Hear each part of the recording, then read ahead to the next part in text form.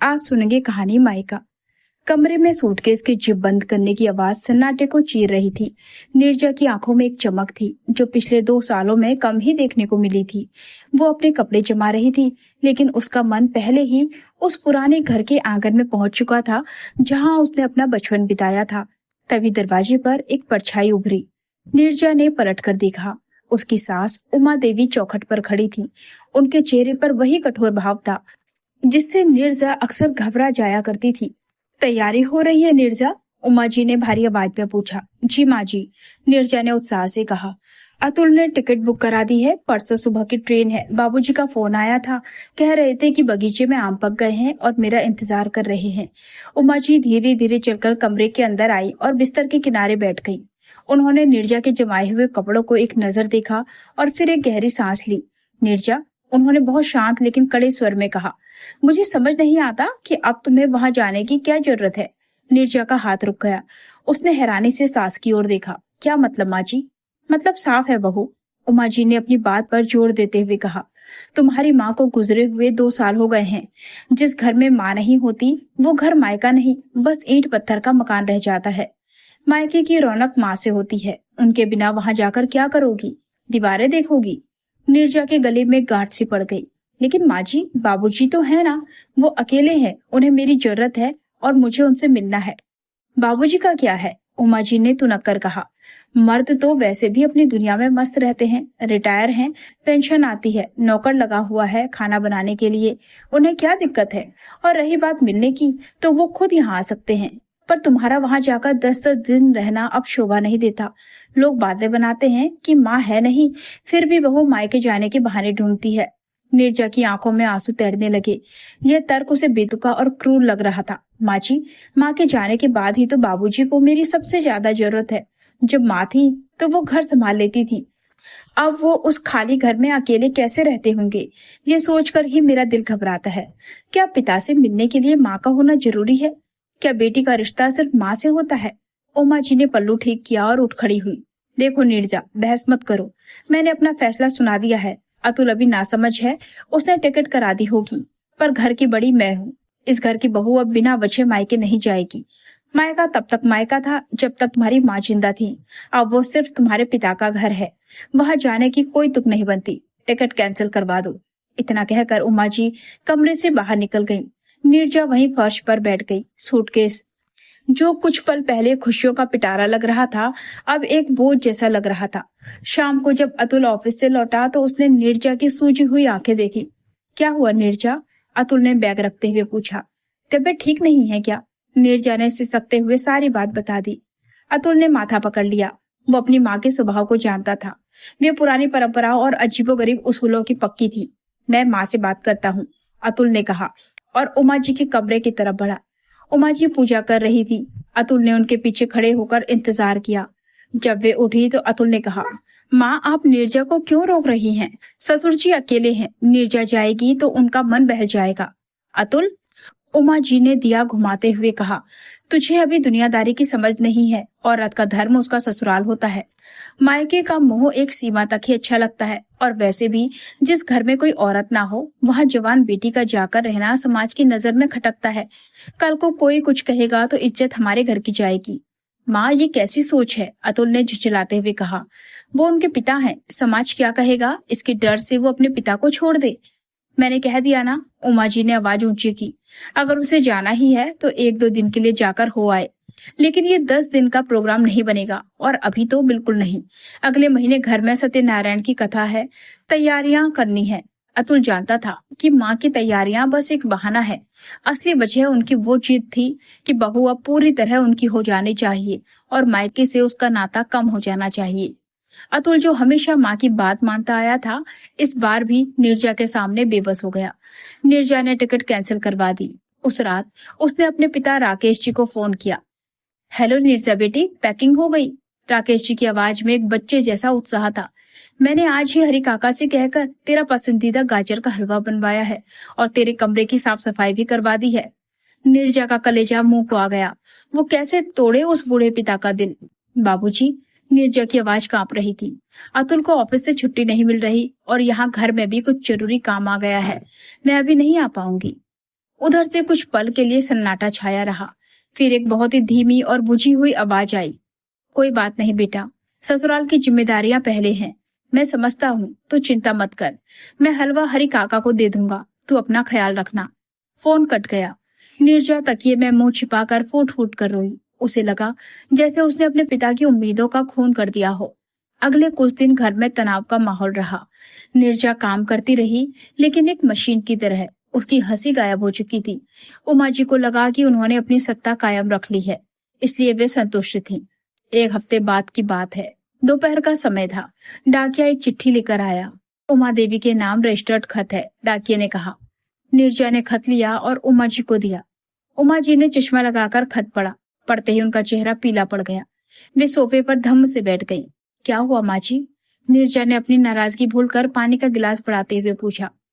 मेरा पुश्तैनी घर, उमा जी बुदबुदाई। मेरे भाई महेश ने उसे बेचने का फैसला कर लिया है। उमा जी का मायका शहर से दूर एक कस्बे में था। उनके माता पिता बहुत पहले गुजर चुके थे। अब वहां उनका भाई महेश और उसका परिवार रहता था। उसने लिखा था कि पुराना घर मेंटेन करना मुश्किल हो रहा है, इसलिए वो उसे बेचकर फ्लैट ले रहा है। उसने पूछा था कि अगर उन्हें कोई पुराना सामान चाहिए तो आकर ले जाएं, वरना सब कबाड़ी को दे दिया जाएगा। उमा जी की आंखों से आंसू बह निकले। वो घर जहां मेरा बचपन बीता, जहां मेरी डोली उठी थी, वो अब नहीं रहेगा। नीरजा ने उन्हें सांत्वना दी। शाम को जब अतुल आया तो उमा जी ने कहा, अतुल, मुझे कल ही भाई के पास जाना है। मुझे उस घर को आखिरी बार देखना है। मेरी माँ की निशानी, वो पुरानी संदूकची और पिताजी की आराम कुर्सी, मुझे सब लाना है। वो घर बिकने से पहले मुझे अपनी यादें समेटनी है। अतुल ने हैरान होकर माँ को देखा, फिर नीरजा को।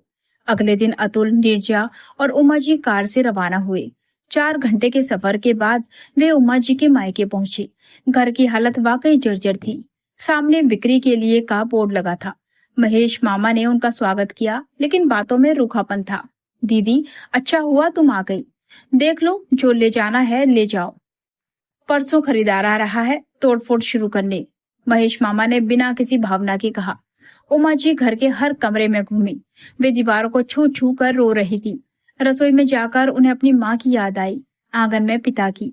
वो घर जो अब ईंट गारे का ढांचा मात्र था, उमा जी के लिए एक जीवित मंदिर था। दोपहर को वे सब छत पर बैठे थे। उमा जी ने महेश से कहा, महेश, तुझे जरा भी दुख नहीं हो रहा? ये हमारे बाबूजी का घर है।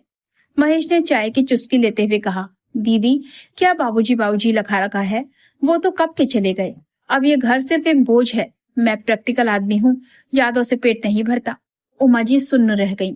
उन्हें अपने भाई की निष्ठुरता पर विश्वास नहीं हो रहा था। तभी नीरजा धीरे से उठी और उमा जी के पास आकर बैठ गई। उसने धीरे से उनका हाथ अपने हाथ में लिया। माँ जी, नीरजा ने बहुत ही मृदु स्वर में कहा, आपको दुख हो रहा है ना? क्योंकि ये घर सिर्फ घर नहीं, आपकी जुड़ी यादें हैं। यहाँ आपके माता पिता की सांसें बसी हैं। उमा जी ने भीगी आंखों से बहू को देखा। नीरजा ने आगे कहा, आप तो कह रही थी कि माँ के बिना मायका मायका नहीं रहता। आपके माता पिता तो 30 साल पहले गुजर गए थे। फिर आज इस घर को बिकता देख आपकी जान क्यों निकल रही है? भाई तो है यहाँ, भाभी भी है। फिर आपको यहाँ वो कौन सी चीज खींच लाई जो आपको इतना रुला रही है? उमा जी चुप रही। नीरजा के सवाल सीधे उनके दिल पर चोट कर रहे थे। माँ जी, नीरजा ने जारी रखा, मायका किसी इंसान से नहीं होता। मायका उस एहसास का नाम है जहां हम बेटी होती हैं, जहां हमें कोई जज नहीं करता, जहां की दीवारों में हमारा बचपन गूंजता है। और सबसे बड़ी बात, पिता। जब तक पिता जिंदा है, तब तक बेटी के लिए वो घर तीर्थ से कम नहीं होता। आप खुशकिस्मत थी कि आपके सिर पर भाई का हाथ था, पर मेरे तो सिर्फ बाबूजी हैं। सोचिए, जब मैं अपने बाबूजी के पास नहीं जा पाती तो उन्हें कैसा लगता होगा। बिल्कुल वैसा ही जैसा आज आपको भाई के इस रूखेपन से लग रहा है, अकेला और ठुकराया हुआ। उमा जी ने झटके से नीरजा की ओर देखा। उन्हें अचानक अपने कहे शब्द याद आए। माँ के बिना वहां क्या रखा है? आज उन्हें समझ आ रहा था कि माँ के बिना भी वहां स्मृतियां रखी हैं, अपनापन रखा है और एक पिता का वजूद रखा है। उन्हें महेश के व्यवहार से जो चोट लगी थी, वही चोट उन्होंने नीरजा के पिता को दी थी।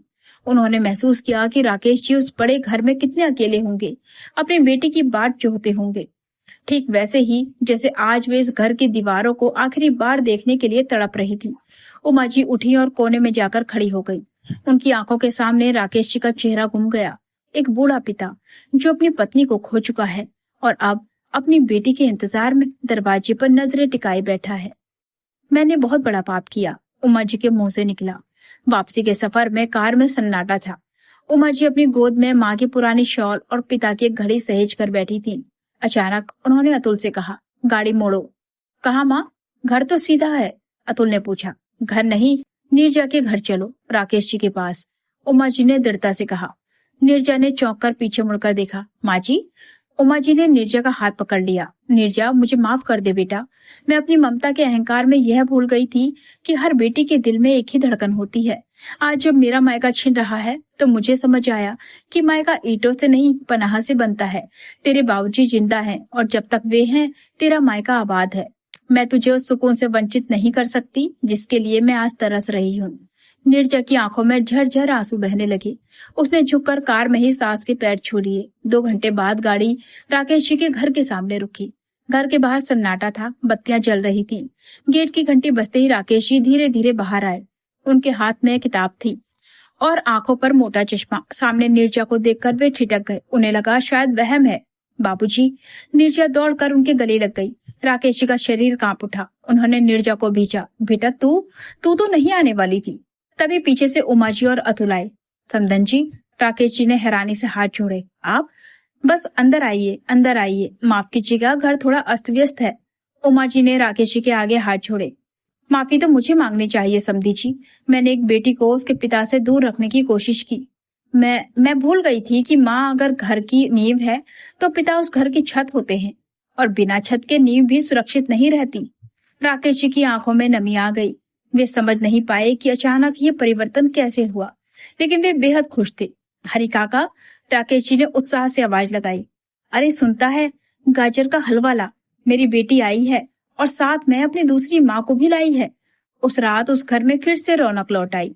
नीरजा अपने पिता को अपने हाथ से खाना खिला रही थी और उमा जी यह दृश्य देखकर मुस्कुरा रही थी।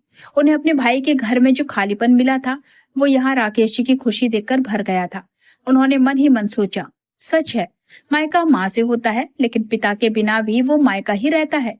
और जब तक माता पिता में से कोई भी एक है, बेटी के लिए उस घर के दरवाजे कभी बंद नहीं होने चाहिए। रात को सोने से पहले उमा जी ने नीरजा से कहा, बहू, अब से जब भी तेरा मन करे चली आना, क्योंकि अब मैं समझ गई हूँ कि ससुराल अगर फर्ज है तो मायका मरहम है और जिंदगी जीने के लिए दोनों की ही जरूरत होती है। नीरजा ने मुस्कुराते हुए सिर हिलाया। बाहर बगीचे में रात की रानी की खुशबू फैली थी, बिल्कुल वैसी ही जैसी उसकी माँ के समय महकती थी। आज उसे यकीन हो गया था कि माँ कहीं नहीं गई है, वे पिता के रूप में और अब सास के बदले व्यवहार के रूप में यही मौजूद है। मायका सिर्फ ईंट पत्थर का मकान या किसी एक रिश्ते तक सीमित नहीं होता। ये बेटी के लिए सुकून, पहचान और बचपन की यादों की पनाहगाह है। माँ अगर घर की नींव है तो पिता उसकी मजबूत छत है। समाज और रूढ़िवादी सोच के डर से कभी भी किसी बेटी को उसके पिता या मायके के प्रेम से वंचित नहीं किया जाना चाहिए। क्या माँ के न रहने पर किसी बेटी का मायके पर हक या लगाव कम हो जाता है? उमा देवी की तरह समाज में कई लोग बेटियों के मायके जाने पर शर्तें क्यों थोपते हैं और इस सोच को कैसे बदला जा सकता है? यदि उमा देवी को खुद अपने मायके में वो कड़वा अनुभव न मिलता तो क्या वे नीरजा का दर्द समझ पाती? क्या सहानुभूति के लिए खुद पर बीतना ही जरूरी है? दोस्तों, ये कहानी हमें सिखाती है कि रिश्ते सामाजिक दायरों और बेतुके नियमों से बहुत ऊपर होते हैं। एक बेटी का अपने पिता और मायके से नाता जीवन भर का होता है। अगर आपको नीरजा और उमा जी के इस बदलाव की कहानी ने छुआ हो तो इसे अपने अपनों के साथ जरूर शेयर करें और अपनी राय नीचे कमेंट में जरूर लिखें। मिलते हैं जल्द एक नई कहानी के साथ। तब तक के लिए हमें अनुमति दीजिए। धन्यवाद।